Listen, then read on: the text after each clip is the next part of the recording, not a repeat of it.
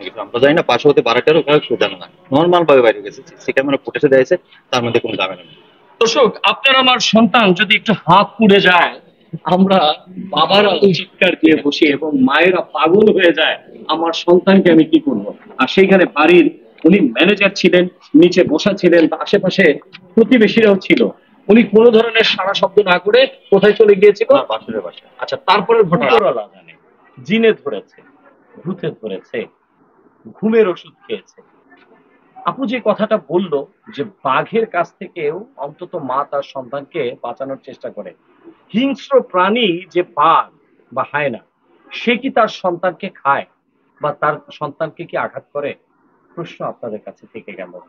আর মা হয়ে দুটা ফুটফুটে সন্তানকে কিভাবে এই দুনিয়া থেকে দূর করে দিল?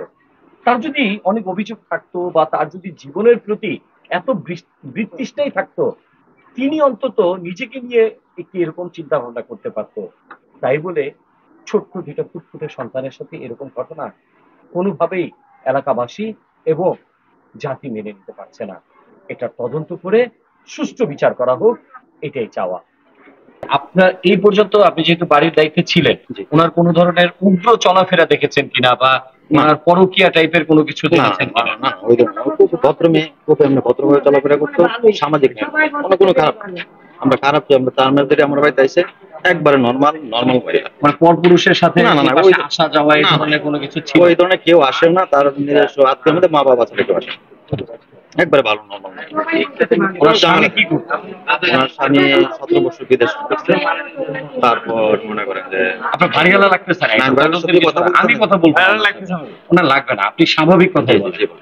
আচ্ছা, যখন প্রথম এই ঘটনাটা ঘটে, হ্যাঁ আমি বলছি, আপনি বাড়ির ম্যানেজার বা বাড়ির দায়িত্বে আছেন, যখন প্রথম ঘটনাটা ঘটে কি হয়েছিল একটু যদি বলতেন, মানে সূচনাটা। আমরা জানি না, আমরা শুধু জানি উনি নর্মাল ভাবে ভদ্রভাবে বাইরিয়া আর বাসুরের বাসায় গিয়ে বলতেছে আমার 2টা বাচ্চা খুন হয়ে গেছে। আচ্ছা আচ্ছা, এইটুকুই। মানে আপনারা যে বাড়ির দায়িত্বে আছেন আপনাদেরকে জানানো হয় না না? না, কোনো কিছু আমরা জানি না, পাশে হতে বাড়াটারও কেউ জানে না, নর্মাল ভাবে বাইরে গেছে, সি ক্যামেরা ফুটেজে দিয়েছে, তার মধ্যে কোনো ঝামেলা নেই। দর্শক, আপনার আমার সন্তান যদি একটু হাত পুড়ে যায়, আমরা বাবারা চিৎকার দিয়ে বসি এবং মায়েরা পাগল হয়ে যায়, আমার সন্তানকে আমি কি করব। আর সেইখানে বাড়ির উনি ম্যানেজার ছিলেন, নিচে বসা ছিলেন, আশেপাশে প্রতিবেশীরাও ছিল। উনি কোনো ধরনের সাড়া শব্দ না করে কোথায় চলে গিয়েছিল? বাসুরের বাসা। আচ্ছা, তারপরের ঘটনা। তারপরে বাসুরের বাসা থেকে সবাই দৌড় ফেরাইতে বলছে আমাদের বাসায় খুন হয়ে গেছে, তখন তাদের সাথে আমিও যাই। গিয়ে কি দেখেন আপনি? 2টা বাচ্চা খুবাইয়া বটিটা উপরে করে দিয়েছে, 2টা বাচ্চা।